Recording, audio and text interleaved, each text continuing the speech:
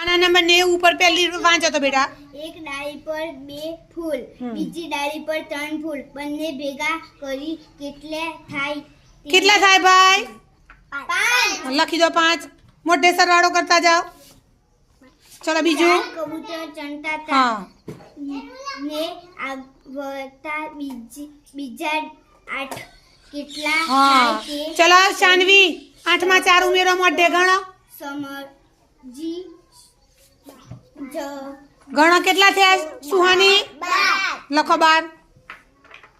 મૌખિક સરવાળો કરતા જવાનો.